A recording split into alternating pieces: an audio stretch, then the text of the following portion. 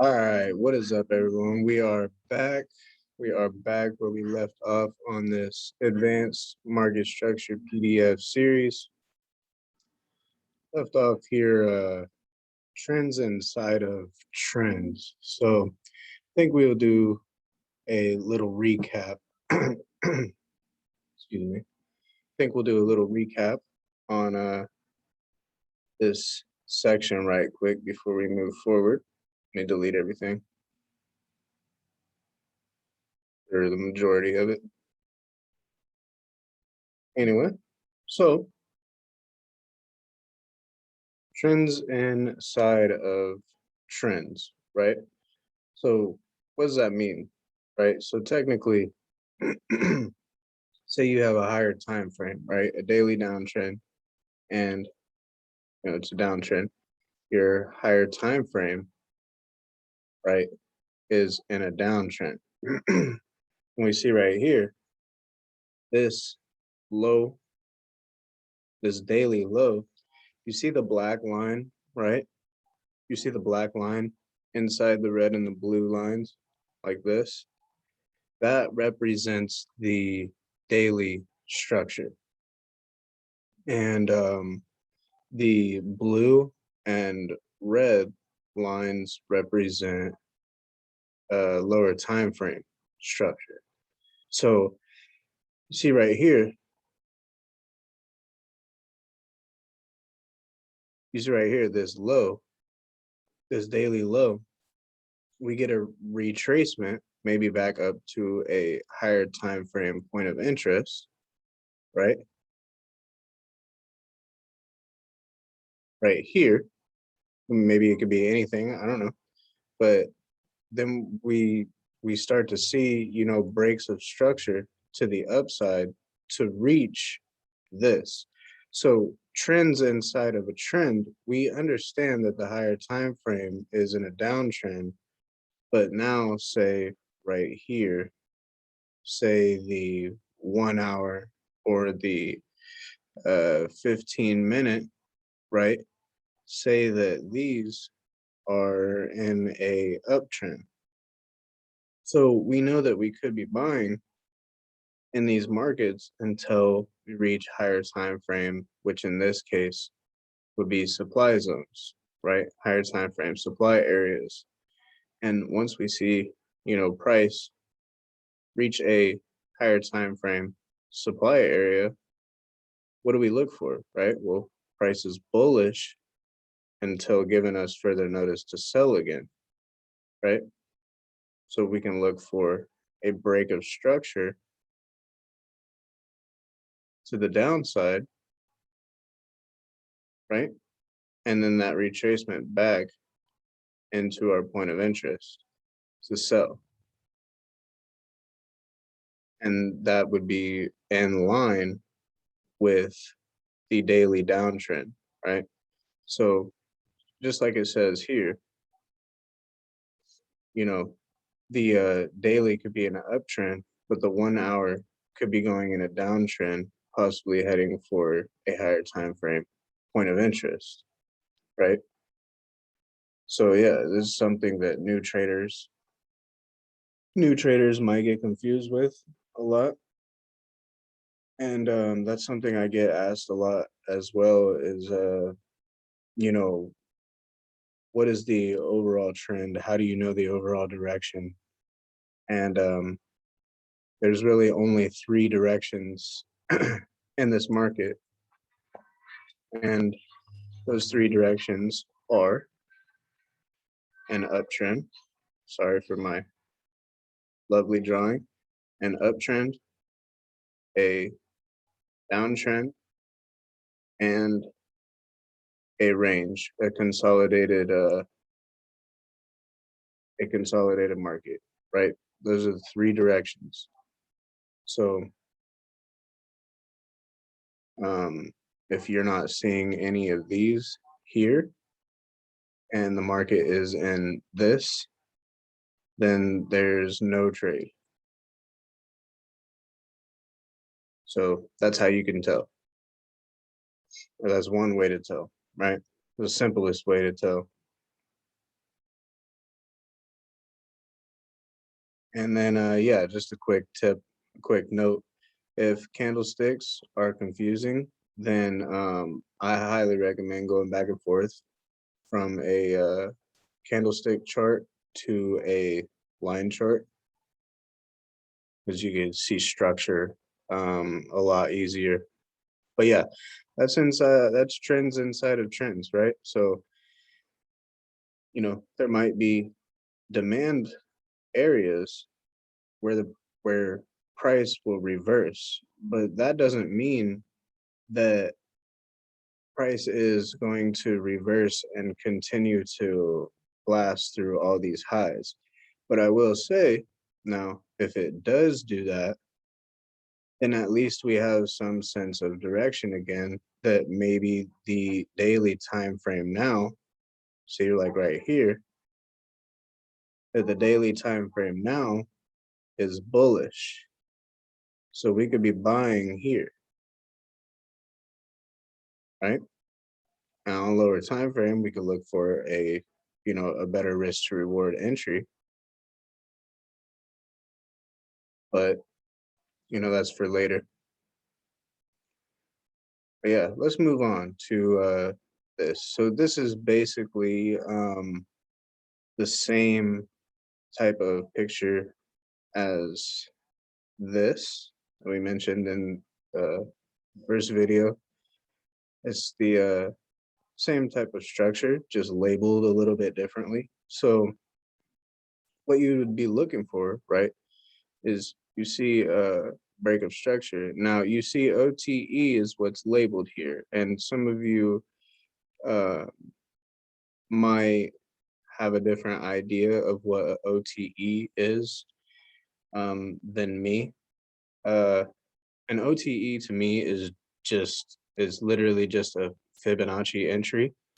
Some of you might add on that, oh, it's a Fibonacci in a certain time frame, certain time window.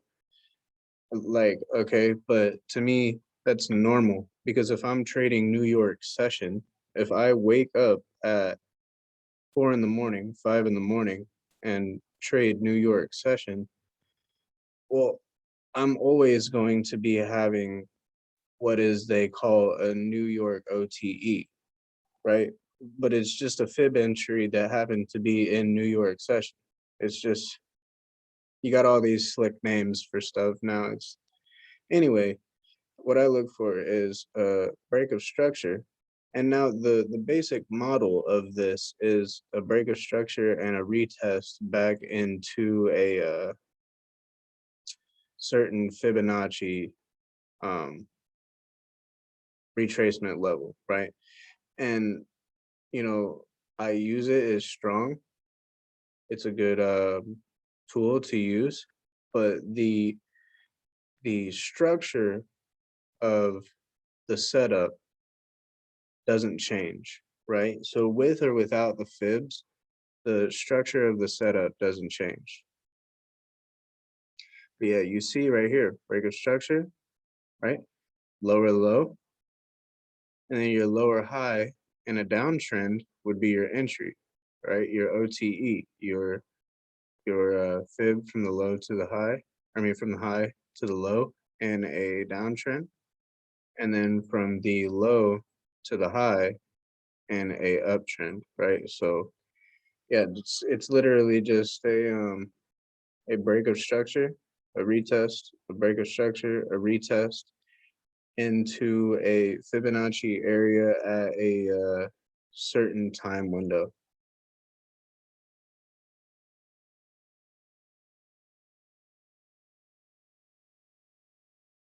And this is kind of just the same thing.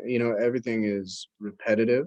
So, but I mean, you can see right here in this example, right, of what I was explaining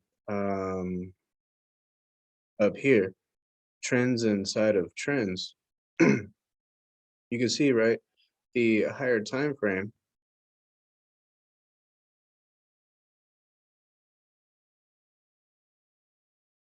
Um, there we go. you see the higher time frame is in a downtrend, right? And maybe there was some structure over here that got broke, and we see this big down move. But you know, for price to get from this point here back up to this point here, the lower time frame, right? The lower time frame has to switch to bullish. Okay. So it doesn't equal the direction of what our higher time frame is right now. So ultimately, we know that we can be a buyer, but until we see structure get broken again, right? Which on this area, I already explained from this area, you just look for a break of structure on the lower time frame. But you see on these uh on these trends, inside of trends, you can be taking positions if you know where the market is headed to, right? So it's just a little quick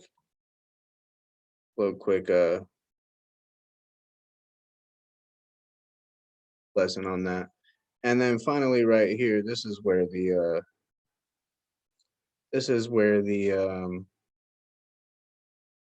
sauce right here, the juice comes in. This is really the most important picture, I think, out of all of this. So on this page right here, page 6, study this up, study this up. So what do we see? Look, let's read this first, actually. So this is what you want to see, or what you could wait for if you have a point of interest or multiple point of interest that you aren't sure about, right? So if you're looking for a rejection, or if you're looking to take a position at your point of interest and you don't know if it's going to hold up, right? Well, here's what you can do.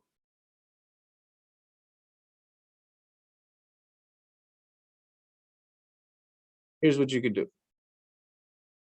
So when price gets around your point of interest, right, on the higher time frame, we can go down to the lower time frame and look at how structure is forming, or what's being created around this higher time frame point of interest on the lower time frame structure, right? Lower time frame structure. And essentially what we want to see, is a rejection from your higher time frame, from your higher time frame point of interest. We want to see a rejection right here. And not just any rejection. We don't want to see just any rejection like that.